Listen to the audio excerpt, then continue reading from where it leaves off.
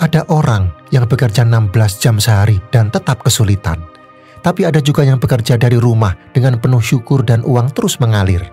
Bedanya bukan pada pekerjaan, tapi pada cara mereka menarik hidup yang mereka inginkan.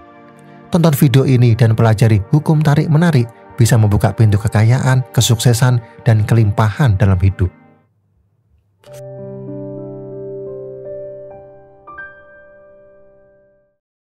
Ada kalanya hidup seperti memutar kunci pada pintu yang keliru.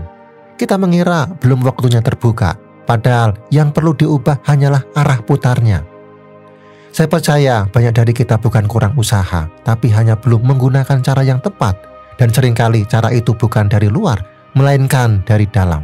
Sekarang mari kita renungkan bagaimana hukum tarik-menarik bisa membuka pintu kekayaan, kesuksesan, dan kelimpahan dalam hidupmu. Yang pertama, fokus pada apa yang kamu inginkan, bukan yang kamu takutkan. Dalam bukunya yang menggugah, You Are Best at Making Money, Jen Sincero menulis, energi mengalir kemana perhatianmu pergi. Fokuslah pada apa yang ingin kamu ciptakan, bukan pada apa yang ingin kamu hindari. Kalimat ini sederhana, tapi jika kamu hayati, ia bisa mengubah arah hidupmu. Saya pernah berada di fase di mana saya terus memikirkan kekurangan, uang yang tidak cukup, pekerjaan yang tidak berkembang, dan rasa takut gagal yang tidak pernah hilang. Tanpa sadar, semua itu justru terus datang dan menguat. Lalu saya mulai mengubah titik fokus, bukan lagi bertanya bagaimana kalau tidak berhasil, tapi mulai menanam kalimat-kalimat baru seperti saya layak berhasil. Peluang baik sedang mendekat. Hasilnya memang tidak langsung meledak, tapi ada pergeseran dari cemas menjadi lebih tenang, dari khawatir menjadi lebih yakin. Saat ini hidupmu belum berubah, bukan karena kamu kurang usaha, tapi karena perhatianmu masih terpaku pada hal yang ingin kamu hindari. Sekarang saatnya mengubah arah fokus itu, agar energi yang kamu pancarkan bisa menarik hal-hal yang benar-benar kamu inginkan. Yang kedua, perasaan adalah magnet yang sesungguhnya. Blaise Pascal pernah menulis, hati memiliki alasan yang tidak dipahami oleh akal. Saya merenungi kalimat itu cukup lama karena dalam hidup kita sering diajarkan untuk berpikir jernih, membuat strategi, merancang rencana, tapi jarang diajarkan untuk merasa dengan utuh. Padahal dalam hukum tarik-menarik, rasa adalah pusatnya. Ketika kamu merasa cukup, walau belum memiliki segalanya, saat itu juga semesta mulai menjawab. Rasa syukur, tenang, dan bahagia bukan hanya emosi sesaat, tapi gelombang energi yang memanggil hal-hal serupa ke dalam hidupmu. Cha Chang pun pernah berkata, apa yang tidak kamu sadari akan terus mengendalikan hidupmu. Dan rasa yang belum kamu kenali, rasa takut, rasa tidak layak, rasa ragu, itulah yang diam-diam menarik pengalaman serupa setiap hari. So, kalau hidup belum juga berubah, bukan niatmu yang kurang kuat, tapi rasamu yang belum selaras. Mulailah dari rasa yang ingin kamu pancarkan, karena semesta tidak membaca kata-kata yang mendengar bahasa dari hatimu. Yang ketiga, bertindak seolah kamu sudah mencapainya. Dulu saya pernah bekerja satu ruangan dengan seorang petugas administrasi. Secara jabatan ia berada paling bawah di struktur kantor. Gajinya tidak besar, pekerjaannya pun cenderung rutin dan membosankan. Tapi setiap hari ia datang lebih awal, pakaiannya selalu rapi, sepatunya bersih, dan meja kerjanya tertata seperti milik seorang manajer profesional. Ia mencatat data dengan serius, memperhatikan detail, dan berbicara dengan nada yang tenang tapi percaya diri. Bahkan ketika orang lain bersikap asal-asalan, karena merasa pekerjaannya tidak penting, dia tetap bekerja seolah sedang membangun sesuatu yang besar. Suatu kali saya bertanya, kenapa kamu serajin ini padahal atasanmu pun tidak selalu memperhatikanmu? Saya sedang membiasakan diri hidup seperti orang yang saya bayangkan jadi diri saya beberapa tahun ke depan. Sejak itu saya paham, bertindak selaras dengan versi dirimu yang sudah berhasil bukan soal pura-pura, tapi soal komitmen untuk menyambut realitas baru, mulai dari sikap dan kebiasaan kecil. Coba kamu lihat kembali keseharianmu, apakah caramu berjalan, berbicara, dan bersikap sudah mencerminkan siapa yang ingin kamu jadi? Kalau belum, ini saat yang tepat untuk mulai bertindak seperti dirimu yang sudah sampai di tujuan. Yang keempat, bersihkan keyakinan lama yang menghambat. Bayangkan kamu sedang mencoba menanam pohon di halaman rumah. Benihnya bagus, tanahnya subur, dan kamu merawatnya setiap hari. Tapi anehnya pohon itu tidak juga tumbuh.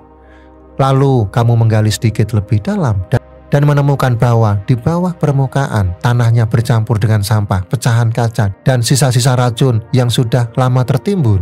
Itulah yang sering terjadi dalam diri kita. Di permukaan kita sudah berusaha, bekerja keras, berdoa, bermimpi besar, tapi di dalam masih tersimpan keyakinan lama yang menghambat tumbuhnya kelimpahan. Seperti suara kecil yang berkata, saya tidak cukup pintar, atau uang hanya datang pada orang-orang tertentu. Selama suara itu masih ada, hidup akan selalu bertahan, bukan karena dunia menolak kita, tapi karena tanah batin kita belum bersih untuk menumbuhkan apa yang kita harapkan. Kalau kamu merasa sudah berusaha tapi hidup belum juga bergerak, ini saatnya menggali lebih dalam. Tanyakan pada dirimu, apa yang masih kamu yakini diam-diam tentang rezeki, tentang kesuksesan, tentang dirimu sendiri? Karena sebelum menanam harapan baru, kita perlu membersihkan sisa luka lama. Dan begitu itu selesai, hidup punya ruang untuk tumbuh lebih bebas, lebih sehat, lebih bermakna. Yang kelima, bersyukur sebelum menerima. Saya pernah dekat dengan seorang teman yang selama bertahun-tahun hidupnya terasa seperti jalan di tempat. Ia sudah mencoba berbagai usaha, berpindah pekerjaan, bahkan ikut pelatihan dan kelas pengembangan diri. Tapi entah kenapa hasilnya tetap terasa jauh dari harapan. Seperti sudah berlari sekencang mungkin, tapi jalannya seolah tidak pernah maju. Suatu hari ia berkata pada saya, mungkin saya terlalu fokus pada apa yang belum saya punya, sampai lupa bahwa saya masih diberi kesempatan untuk terus mencoba. Sejak itu ia mulai mengubah satu hal kecil. Ia mulai menuliskan 3 hal yang bisa ia syukuri setiap malam. Sekecil apapun itu.